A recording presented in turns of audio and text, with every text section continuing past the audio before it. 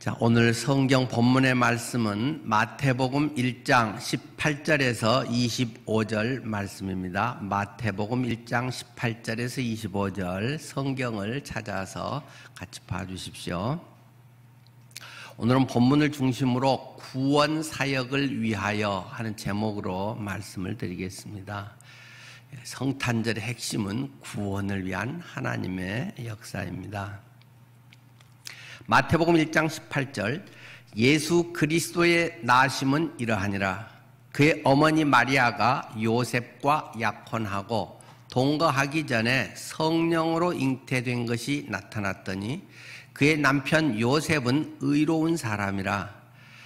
그를 드러내지 아니하고 가만히 끊고자 하여 이 일을 생각할 때 주의 사자가 현몽하여 이르되, 다윗의 자손 요셉아, 내 아내 마리아 데려오기를 무서워하지 말라.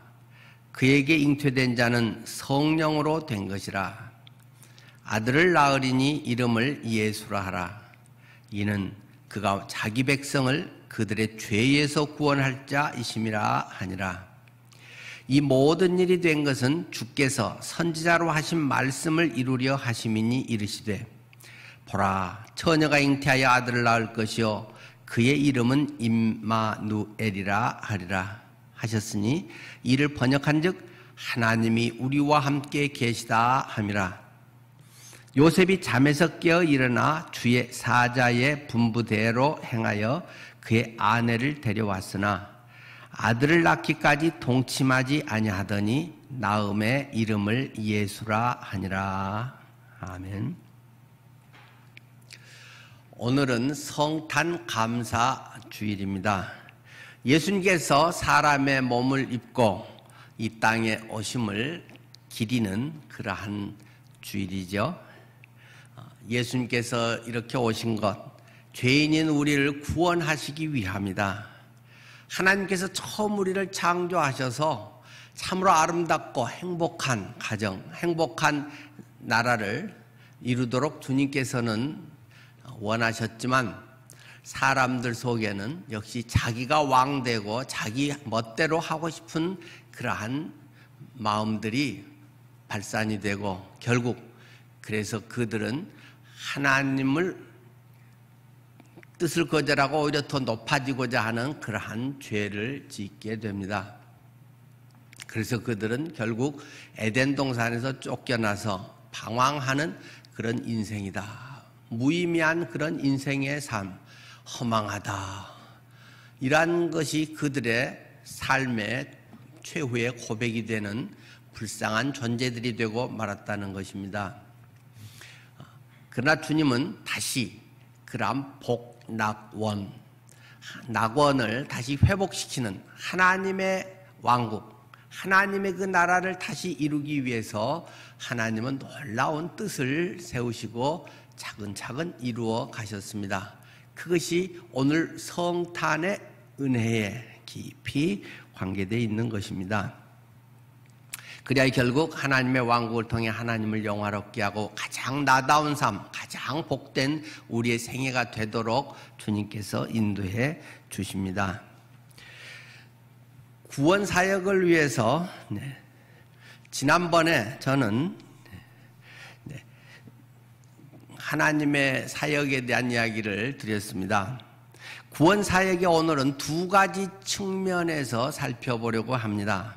첫 번째는 하나님께서 하신 사역, 하나님의 일. 두 번째는 우리 인간의 반응, 인간이 해야 할 일에 대해서 말씀을 드리려고 합니다. 첫 번째, 우리를 구원하기 위해서 하나님께서 하신 일이 있습니다. 하나님께서 일하셨다. 하나님께서 이루신 것이 있습니다. 지난주일 설교 제목이 구원의 확신을 가질 수 있는 근거, 구원 확신의 근거 세 가지에 대해서 제가 말씀을 드렸습니다. 성부, 성자, 성령의 사역들을 조금 구분해서 말씀을 드렸죠. 내가 구원받았는지, 구원받고 그것이 계속 어떻게 유지되는지, 이러한 부분에 대해서 세 가지 성부, 성자, 성령께서 어떻게 일하셔서 어떻게 이 일들이 확신 가운데 주님 만나는 그날까지 지속될 수 있게 하시는가, 첫 번째로 성부 하나님의 무조건적인 사랑 때문이라고 말씀을 드렸습니다. 우리가 아직 죄인 되었을 때, 죄인일 때, 원수 되었을 때에 우리를 사랑하셨다. 손톱만큼도 뭔가 좀 괜찮은 건덕지가 있어서 하나님께서 그를 보시고 그 사람을 꼭꼭 집어서 하셨다. 이렇게 말씀하지 않으셨고, 우리가 아직 죄 가운데 있을 때, 원수 상태로 있을 때에 하나님께서 무조건적인 사랑으로 우리를 부르시고 우리의 구원의 은혜를 주셨다.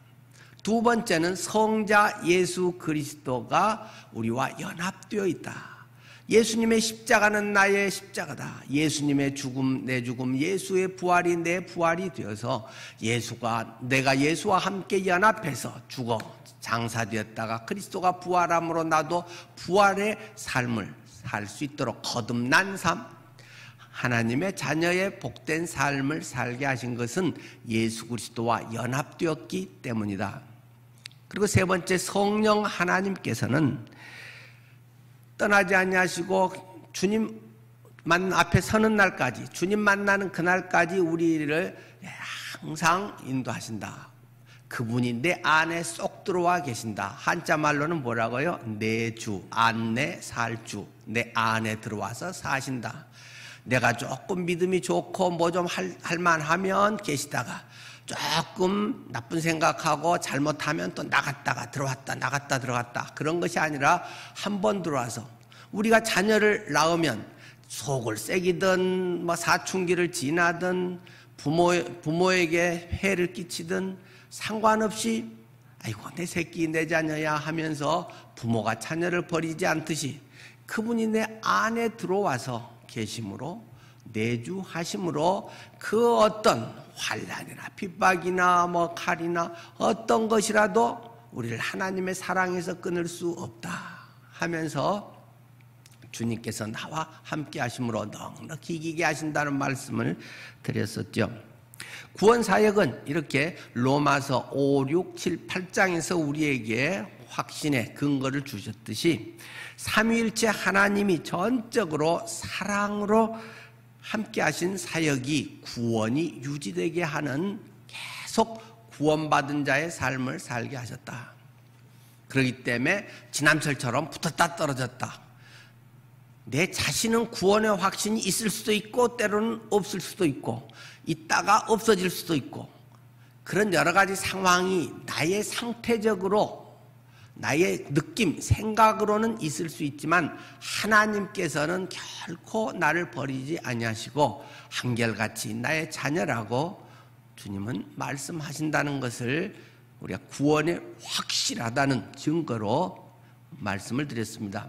오늘은 그보다 사실은 한 발 앞에 우리의 구원 사역을 위해서 우리가 어떻게 하면 구원을 받을 수 있게 되었는가 하는 확신의 한 단계 앞에 그 이야기를 더 드리려고 합니다.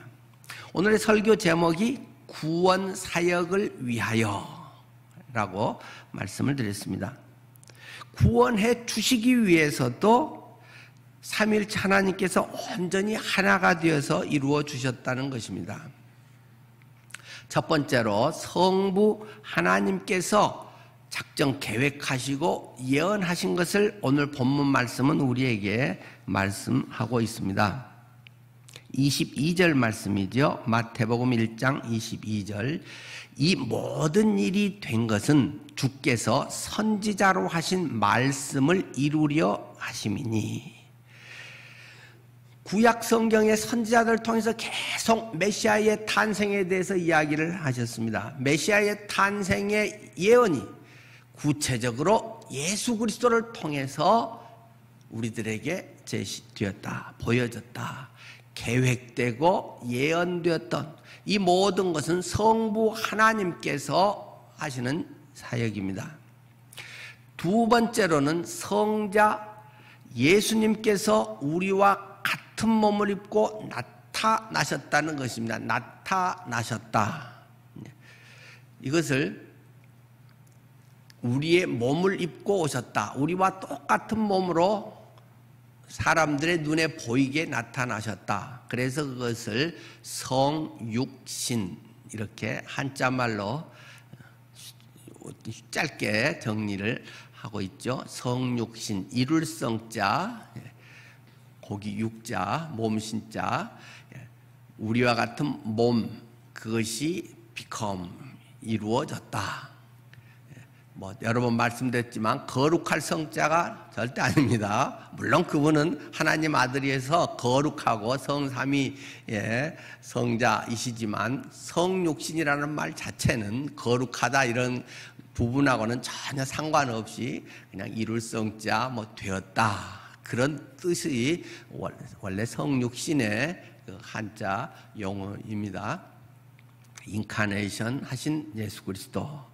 18절과 21절 오늘 본문에 있죠. 21도 1절 3절에 태어나심을 우리에게 강조하고 있습니다. 뭔가 태어나서 눈에 보이는 거잖아요. 자녀가 태어남으로 우리가 보고 우리 자라가는 것을 보고 구체적으로 우리가 피부를 맞대고 살갑게 경험하고 이것이 태어남으로 보여짐으로 만져짐으로 이루어진 것이다. 우리의 구원을 위해서는 구체적인 이러한 부분이 있습니다. 어떤 막연한 교리라든가 막연한 좋은 어떤 사상 이런 것으로 된 것만이 아닙니다. 구체적으로 복음이라고 하는 것은 우리와 똑같은 그런 모습처럼 보여지고 만져지고 우리와 함께 하는 가운데서 그것은 이루어지는 것임을 가르쳐주고 있습니다. 1장 18절 말씀입니다. 예수 그리스도의 나심은 이러하니라.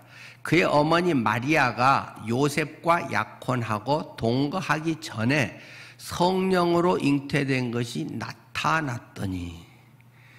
나타났더니 뭔가 임신해서 뭔가가 초음파를 찍으니까 처녀의 몸에 애가 있어? 초음파에 그 아기가 나타나게 되듯이 21절에도 그래서 아들을 이제 낳게 될 텐데 이름을 예수라고 지어라.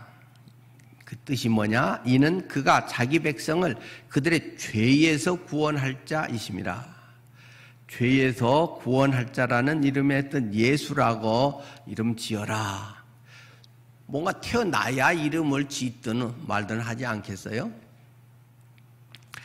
그 다음에 23절은 보라 처녀가 잉태하여 아들을 낳을 것이요 그의 이름은 임마누엘이라 하리라 하셨으니 이것을 번역하면 임마누엘의 뜻은 하나님이 우리와 함께 계시다 하는 뜻이다. 처녀가 잉태하여 아들을 낳을 것이다. 뭔가 태어나게 된다. 구체적으로 아들을 낳는다. 이런 내용까지를 성경은 예언을 했고 실제로 마리아를 통해서 성령께서 잉태해서 이렇게 하셨다. 그래서 보여지고 만져지는 우리의 신앙의 삶이 어떤 막연한 그런 부분만이 아니라 우리의 신앙은 매우 구체적인 것입니다. 이 세상에 땅에 발을 딛고 우리가 구체적으로 살아가는 현실이 신앙생활이고 그것이 구원의 삶인 거죠. 어떤 막연한 또는 감정적인 이런 엑스타시 이런 정도만이 아니라 매일매일의 삶에 보고 만져지는 여러분의 신앙이 여러분의 성숙함은 보고 만져지고 다른 사람이 느낄 수 있는 그런 신앙으로 결국 자라게 되는 것입니다. 세 번째로는 우리의 구원을 위해서 성령 하나님께서 이끄셨다. 성령 하나님, 성부께서 계획 예언하시고 성자께서 구체적으로 성육신 몸을 입고 나타나시고 세 번째 성령 하나님께서 이 모든 것에 아주 원동력으로 이끌어 가시는 실제로 모든 것을 인도해 가시는 것을 우리에게 말씀합니다. 역시 18절 예수 그리스도의 나심은 이러하니라. 그의 어머니 마리아가 요셉과 약혼하고 동거하기 전에 성령으로 잉태된 것이 나타났더니 그 잉태가 어떻게 됐느냐? 성령으로 되었다 하는 것을 계속 성경은 강조합니다. 성령 하나님께서 이 일들을, 이 기적 같은 일들을 이루셨다. 임신하게 하시고 이를 구원의 사역을 만들어 가시는 이 구원 사역과 관계되는 것에서 성령 하나님이 아주 중요한 역할을 하고 계시는 것을 강조합니다. 20절 말씀이었죠. 뒷부분에 그에게 잉태된 자는 성령으로 된 것이라. 앞에 18절에서도 성령으로 된 것이 나타났더니 20절 끝에도 그에게 잉태된 자는 성령으로 된 것이라. 계속 성령을 강조하고 있습니다. 성부 하나님, 성자 예수 그리스도, 성령 하나님, 성부, 성자, 성령이 완전체가 되셔서 우리의 구원을 이루어 놓으신 것이다. 그래서 자칫하면 우리의 구원이 너무 많이 말해지다 보니까 예수 믿으면 구원받아, 하나님 우리 구원해 주셨어, 하나님 우리 사랑하셔, 이런 막연한 추상적 개념과 너무 싸구려로 믿기만 해, 믿어줘, 예수 믿어주세요, 뭐 이런 것처럼 자칫 잘못되기 쉬운데, 이 구원을 위해서 전지하시고 전능하신 하나님이 얼마나 큰 일을 하셨는가, 얼마나 함께 이 일들을 놀랍게 이루셨는가 하는 것을 성경은 우리에게 강조하고 있습니다. 그래서 이 구원이 결코 값싼 구원이 아니고 얼마나 중요하고 온 우주를 뒤바꿔 버릴 수 있는 그러한 하나님의 나라, 사탄의 나라가 하나님의 나라로 완전히 뒤바꾸게 하는 놀라운 일이 이 성부, 성자, 성령 하나님이 이루신 구원을 통해서 잉태케 하시고 예수님이 우리들의 눈에 보여지고 만져질 수 있도록 하심으로써 하나님이 이루신 엄청난 사건이라고 하는 것을 성경은 우리에게 강조해주고 있습니다. 이러한 큰 일들을 통해서 하나님의 놀라운 섭리들이 이루어진다는 것입니다.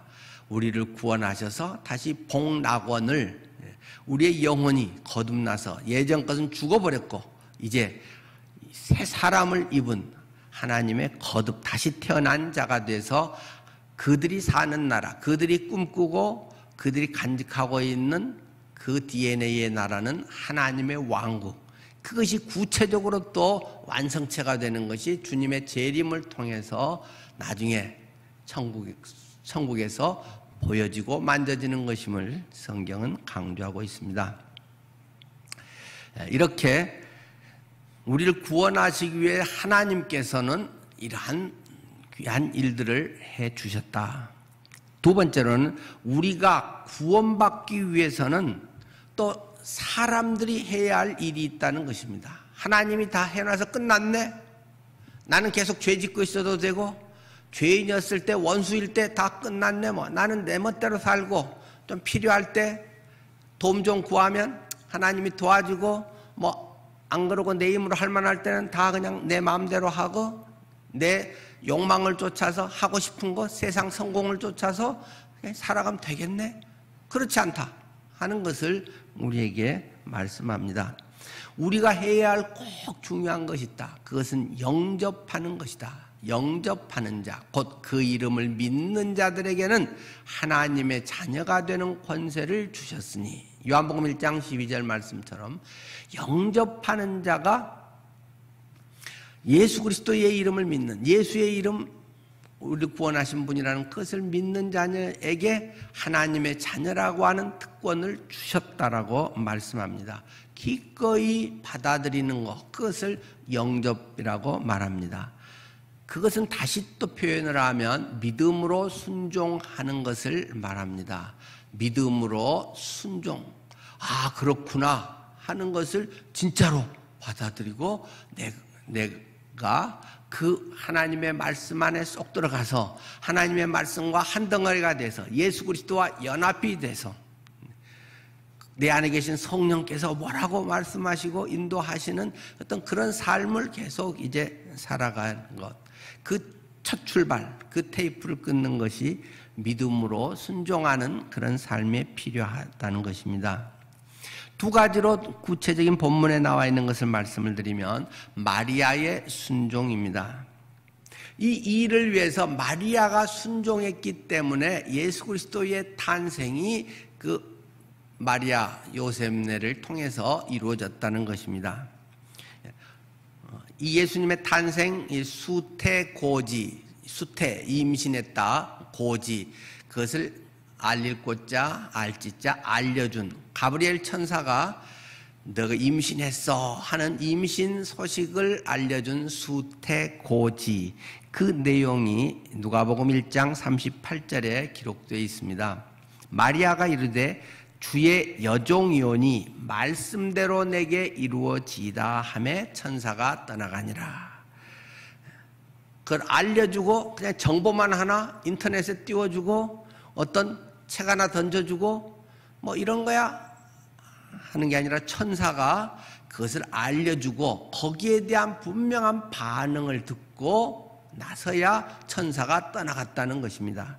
마리아가 나는 주님의 여종이오니 말씀대로 내게 이루어지기를 원합니다. 이렇게 받아들였다는 거죠. 주님의 나는 여종입니다. 우리가 계속 주인님, 예수님을 나의 주인으로 모시고 계속 강조하는 용어들이었습니다. 똑같은 표현이죠. 나는 종입니다. 나는 여종입니다.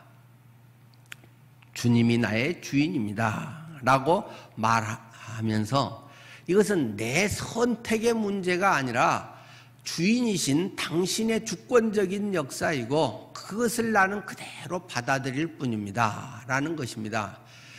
내가 계산기 두드려 봐서 이게 내게 유익하겠네? 뭐 그러면 받아들이고 아니면 말고 이런 것이 믿음의 순종이 아니라는 것입니다. 내가 어떤 존재인가 하는 걸 알아야 됩니다. 나는 청직이다. 나의 주인은 하나님이다. 이 모든 우리의 인생을 주관하는 분은 하나님이라는 사실을 철저히 더 느낀다는 것입니다. 그 며칠 전에 유퀴즈 뭐 그런 프로그램 요새 제가 몇 번 보는데 유재석하고 또 다른 그 조세호 둘이 이제 사람들 찾아가서 그 상황들을 듣고 또 퀴즈 내서 그 상금도 주거나 아니면 선물 주는 그런 프로인데요.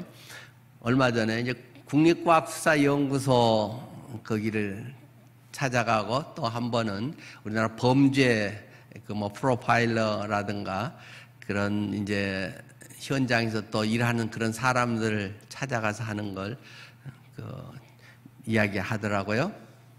근데 거기서 그분들이 아주 전문가들은 그 우리나라 전문 영상 분석하는 또 그 박사도 그런 얘기를 하대요. 이걸 할수록 사실은 굉장히 겁난다 그런 이야기를 하더라고요. CCTV를 이제 형사들이 모아가지고 오면 이걸 분석을 해주세요. 또 그러면 이제 화소를 높이고 그렇게 해서 이제 뭐 여러 가지를 과학적 검증을 통해서 찾아내고 CCTV에 보여지는 그 장면들이 이제 주로 거기에 가져오는 것은 뭐 살인이라든가 엄청난 뭐 교통사고라든가 큰 어떤 일들 이런 것들이 주로 많은데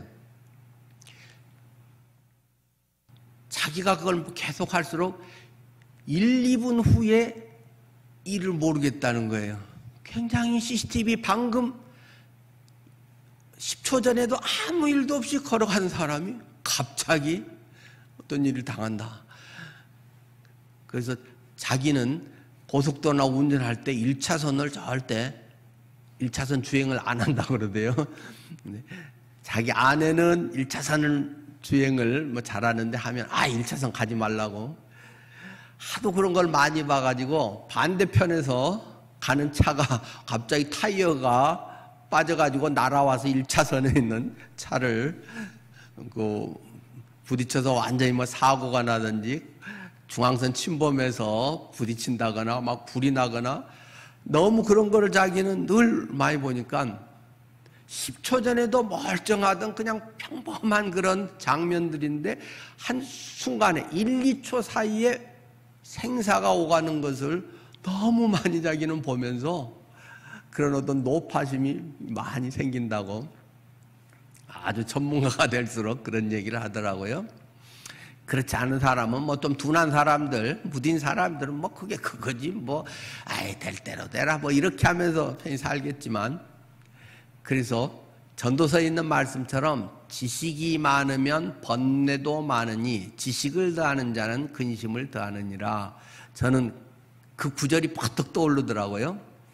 뭐가 모르면 아이 그냥 하지 하고 막 10대 애들 촉법 소년들 해가지고 막 사고 치고 하면 뭐 엉뚱한 겁나는 사고 치고도 별로 뭐 거기에 대해서 겁도 없이 아이 재수 없이 걸렸네 뭐 이렇게 이야기하고 막 넘어가기도 하잖아요. 근데 어르신들하고 이렇게 살면, 특히 할머니들하고 살면 노파심이 많아가지고 나갈 때도 꼭 전기 플러그 다 뽑아야 되고, 물론 그것은 예비 전력을 줄이는 또 효과도 있습니다만은, 다른 어떤 것에도 뭐 조금만 해도 문이 안 잠긴 것 같고 모금 소리만 나도 그러고, 연세 들수록 노파심이 많아져가지고 굉장히 예민해진 것을 많이 저도 옆에서 지켜보곤 했습니다. 아, 왜 그래요? 아, 괜찮아요. 근데 그런 말 해도 되는 게 아니더라고요. 근데 다 그건 상당한 근거가 있는 거잖아요. 그분들이 70년, 80년 살아오면서 주변에서도 그런 얘기 하도 많이 듣고 계속 그런 것들을 또 실제 당하기도 하고 그러다 보니까 그런 것들의 가능성이 상당히 많다라는 걸 점점 느끼게 되고, 본인이 점점 약해질수록 그런 것들이 자기의 또 위험 요소로도 다가오는 거잖아요. 우리들의 이런 삶에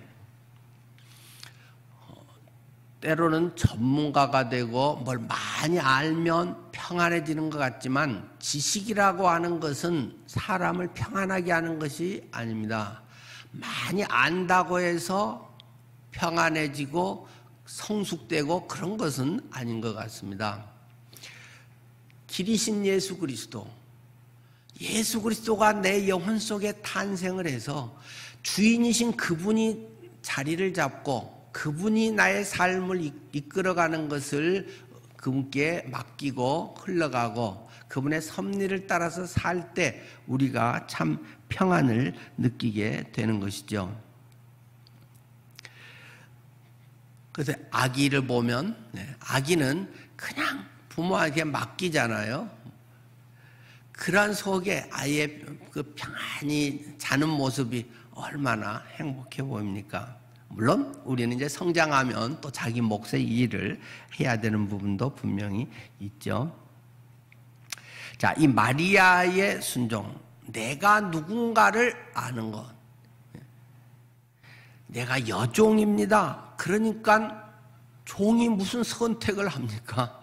주님이 말씀하신 것 그대로 받아들입니다 라고 고백을 하는 거죠. 전문가가 되면 그것을 그대로 받아들입니다. 전문가가 되면 내 마음대로 안 되구나, 내 힘과 내 지혜로 안 되는구나 하는 것을 더 생생히 경험하게 되는 거죠. 이 마리아는 자기도 이해가 안 되는 아기, 잉태, 임신을 하게 됩니다. 이것에 대해서 얼마나, 지금은 그래도 이런 시선들이 많이 부드러워졌지만은 이 2000년 전 아주 엄격했던 유대 땅에서는 얼마나 더 그런 것들이 어려웠겠습니까? 이때로 율법에 의해서 돌에 맞아서 죽어야 되는 그런 상황들이 아주 비일비재한 상황에 주위의 따가운 시선이나 오해나 모욕이나 또 자기 자신도 10달간 고스란히 견뎌내야 되죠. 예수님이라고 해서 하나님 아들이라고 해서 한 2-3달 임신해가지고 그냥 낳고 그런 거 아니잖아요. 예수님도 이 땅에 올 때는 겪을 만큼 남들이 겪는 사람 몸을 입기 위해서는 해야 될 건 고스란히 10달간 마리아의 태중에 있다가 태어나게 되는 것입니다. 입덧도 할 수도 있고 불편할 수도 있고 해산의 수고가 마리아는 낳을 때 하나도 안 아프고 났을까요? 성경이 별로 얘기하고 있지 않지만 산후통이라고 하는 것은 당연히 창세기에서 하나님이 이야기하셨던 것처럼 마리아도 처녀가 아이를 낳았는데 얼마나 온몸에 엄청난 변화와 그러한 격변이 있는 다음에 아이가 태어나올 수 있지 않겠습니까? 이런 고통스러운 현실이 그런데 하나님의 뜻인 줄 알고 견디는 것과 모르고 견디는 것은 굉장한 차이가 있다는 것입니다. 고통은 사람이 다 똑같은 고통이 아닙니다.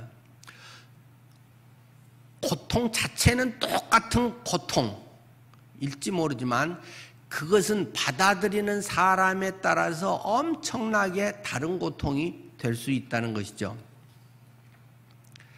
마리아가 어쩌다가 밤길을 가다가 어떤 나쁜 놈에게 칼의 위협을 당해가지고 아기를 가졌다. 만약 그렇게 임신이 돼가지고 태어났다면, 낳게 된다면 태중에 아이를 키우고 낳는 고통이야 비슷하다 할지 모르지만 그 10달의 과정이나 그것은 완전히 다른 거죠. 그러나 가브리엘 천사가 와서 성령으로 잉태됐다. 이 아이는 우리의 죄를 담당할 우리의 구원자야. 그것을 알고 주위의 모욕과 오해도 견디는 것, 그것은 전혀 다른 것입니다. 여러분의 삶도 동일하지 않겠습니까? 똑같은 고난의 시대, 어려움을 겪고 똑같이 코로나19가 감염되고 착한 사람이라고 해서 피해가고 목사라고 해서 안 걸리고 그러겠습니까? 전염병이 그런 걸 따지는 건 아니죠. 영역이 좋다고 안 걸리고 영역이 떨어지면 걸리고 그런 건 아니잖아요. 똑같은 상황에서 어떤 어려운 문제는 똑같이 다가올 수 있습니다. 그러나 그것을 내가 어떻게 받아들이느냐, 어떻게 소화하느냐에 따라서는 전혀 다른 것입니다. 오히려 그것이 기쁨이고 마리아에게는 내가 무슨 복이 많아서 주님을 잉태하는 이런 복을 받았나. 그 사촌 엘리사벳 침례자 요한을 임신한 엘리사벳에 가서 그런 이야기 듣잖아요. 복 있는 여인이여 하면서 당신의 태중에 있는 아이는 인류를 구원할 그런 사람이라고. 임신 기간이 내내 행복했을 것입니다. 입덧을 하더라도 행복했을 것입니다.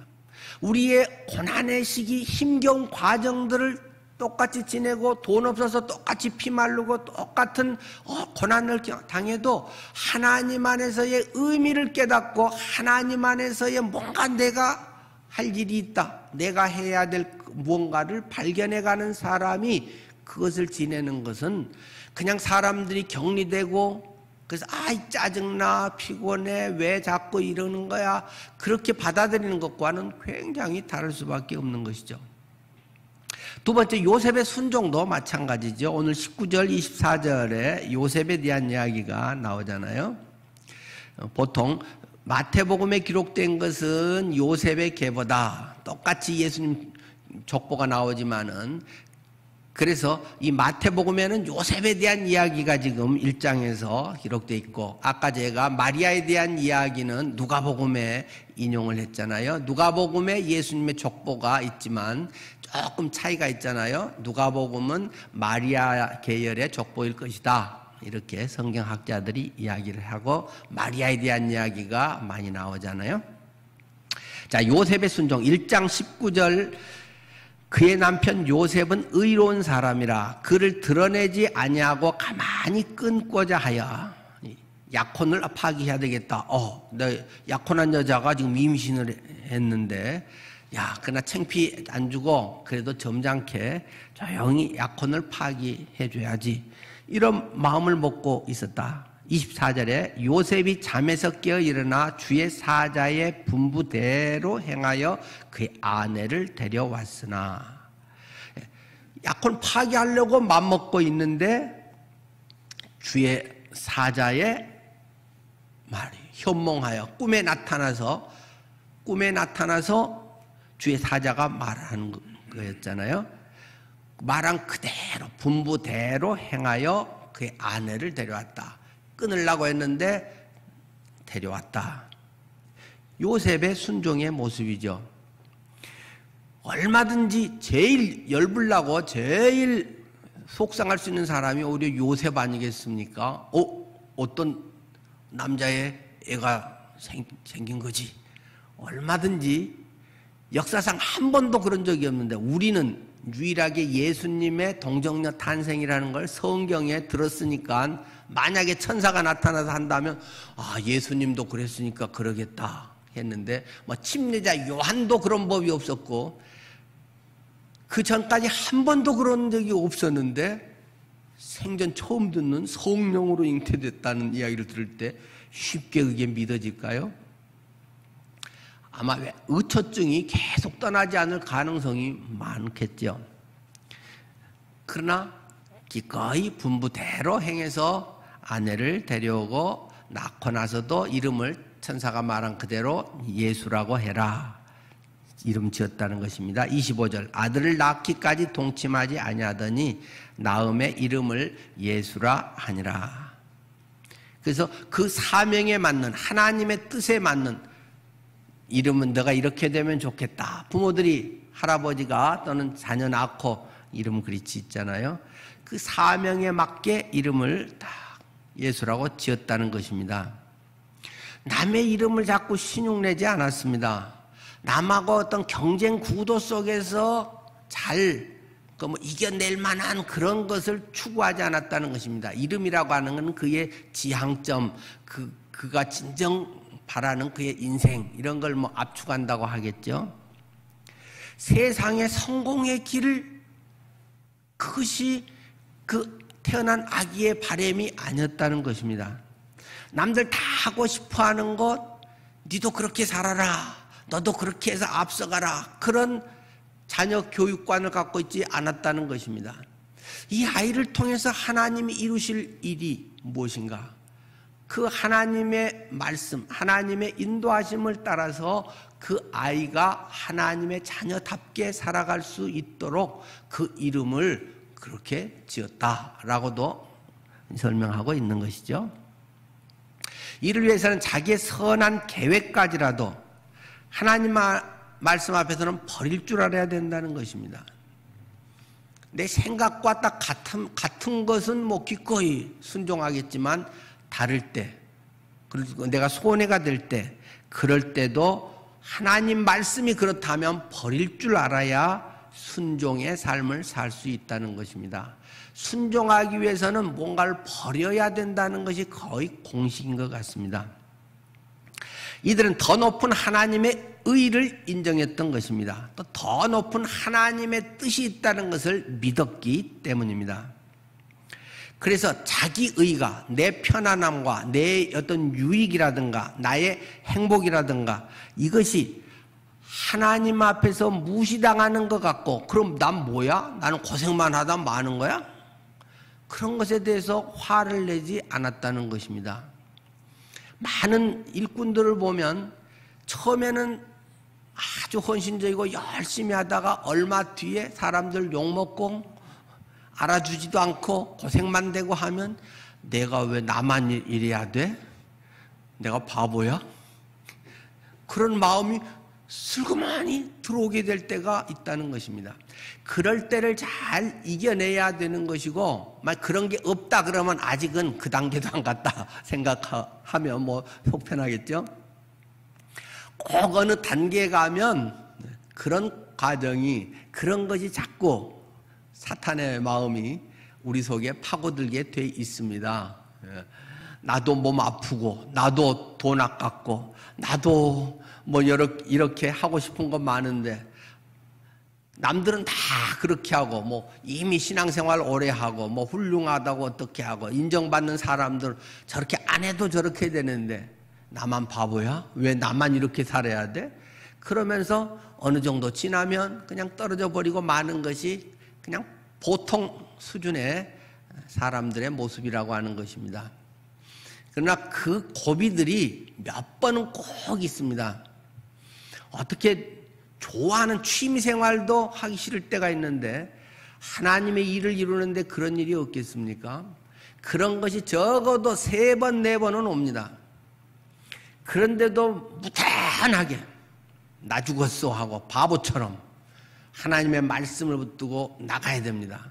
한 3, 4년 하다가 말고 이런 사람들은 맨날 원위치입니다. 적어도 10년, 20년, 30년은 그대로 불도처럼 밀고 나가고, 직분도 한번 맡으면 적어도 한 10년 이상은, 운영위원도 한번 딱 맡으면 적어도 10년 이상은 해야 이제 운영위원 했네 뭐 이 정도 되는 거죠. 예, 이제 시작한 지 얼마 안 된 분들은 아이고 나 죽었다 하겠지만, 하여튼 우리 운영위원 중에 어떤 분은 목사님 은퇴할 때까지는 내가 합니다 뭐 이렇게 말씀하신 분도 있고, 그리고 10년도 안 남았네요. 어쨌든 우리들의 삶에 그런 과정은 꼭 있는 법입니다. 그때를 사람 의지하지 않고 하나님을 붙들고 말씀을 붙들고 기도 가운데 끝까지 밀고 나갈 때 편한 안일함과 다른 세상에서의 어떤 유익을 해서 얻는 것보다 훨씬 큰 기쁨과 하나님의 놀라운 성숙의 은혜와 천국에서의 보상이 있음을 경험하게 될 줄 믿습니다. 운동 경기에서 감독이 선수를 기용하잖아요. 저는 그 가만히 보면 그 축구라든가 야구 이것을 보면 하나님이 저렇게 역사를 하시구나 그런 생각이 저는 많이 느껴집니다.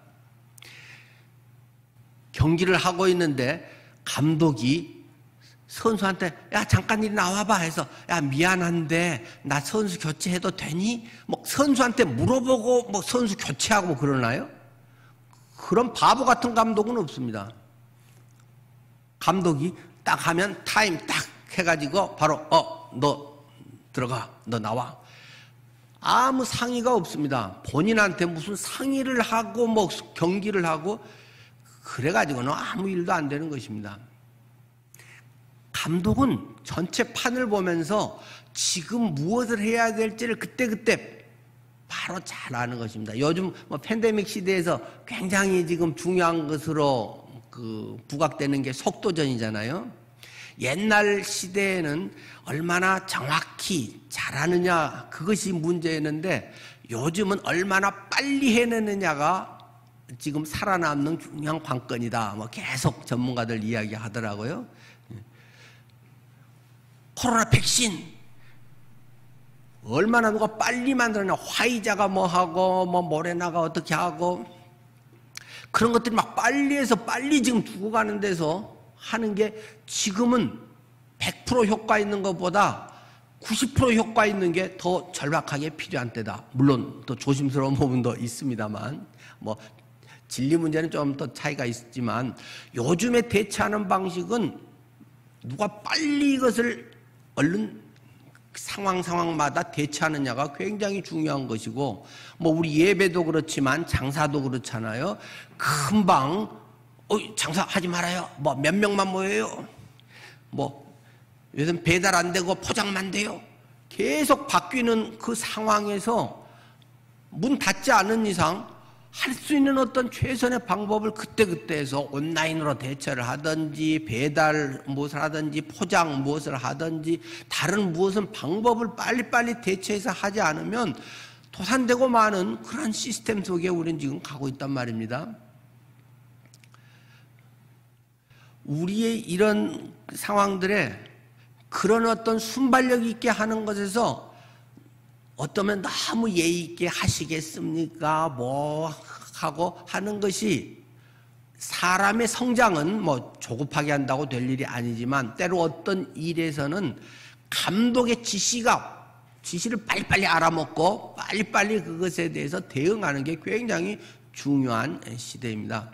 하나님이 나를 통해서 지금 뭘 하시려고 하는 것인지 방향성은 분명히 갖고 거기에 대한 방법을 빨리빨리 대처를 해서 그것을 극복해 나가는 것이 굉장히 지금 중요한 시대에 우리는 맞닥뜨려 있는 것입니다.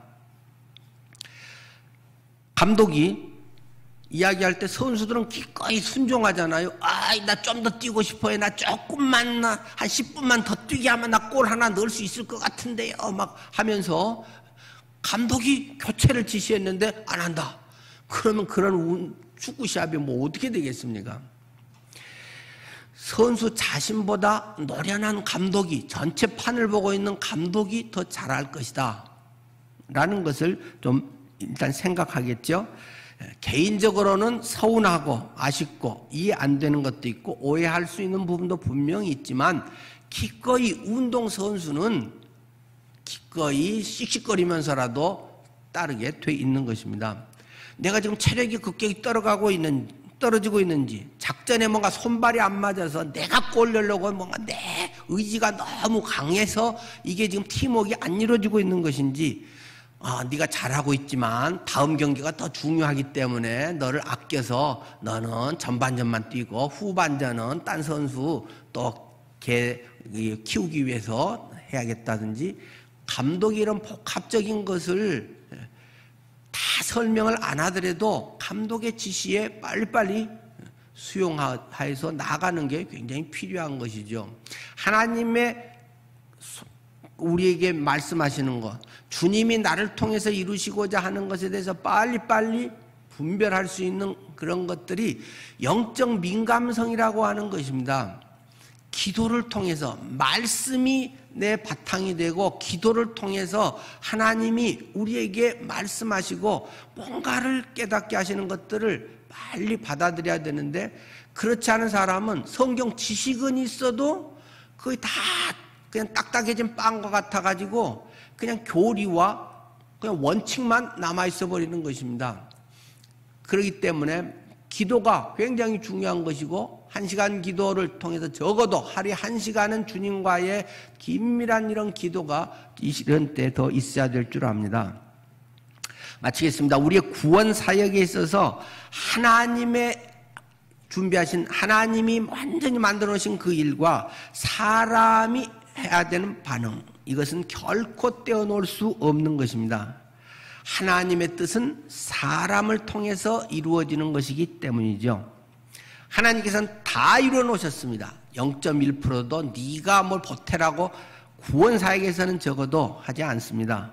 근데 믿음의 손으로 받아들이면 100%가 내게 되고 믿음의 손으로 받아들이지 않고 주머니에 손 놓고 있고 지하고 싶은 거 하고 있고 딴 점 팔리고 있으면 그 100% 것은 쓰레기가 되어버리고 나하고는 아무 상관이 없는 것이 되고 만다는 것입니다. 구원을 위하여 하나님께서 그리고 우리가 어떻게 하는 것이 정말 아름다운 건지 이미 이루신 주님의 그 일들을 성탄 감사주일에 여러분이 간직하면서 믿음으로 우리의 감독이신 주인이신 주님의 말씀에 그대로 순종하며 최고의 복을 누리시길 축원합니다. 기도하겠습니다. 성경을 공부하고 연구하고 아는 것은 쉬운 일입니다. 그 누구라도 마음 먹으면 할 수 있는 것입니다. 그러나 순종은 상당히 어렵습니다. 이해되지 않은 것도 많기 때문입니다. 하나님은 우리의 지식을 별로 요구하지 않습니다. 물론 복음에 참된 지식이 있어야 영접되는 것이지만요. 중요한 건 믿음의 진짜 분량은 순종하는 데 나타나는 것입니다. 행함이 없는 믿음은 그 자체가 죽은 거고 아무 쓰레기통에 들어갈 그런 지식이다. 성경 지식도 동일하다는 것입니다. 우리의 모든 삶에 주님의 말씀이 나는 주님의 종이오니 그 말씀대로 내 생애 내 온 몸을 통해 돈 쓰고 시간 쓰고 나의 몸 들여서 이루기를 원합니다. 그럴 때 하나님의 놀라운 역사가 경험된다는 것을 말씀해 줍니다. 주님, 제 삶이 그렇게 쓰여지길 원합니다. 기도하시겠습니까? 하나님, 그런 복된 삶이 되기를 원합니다. 예수님 이름으로 기도드립니다. 아멘.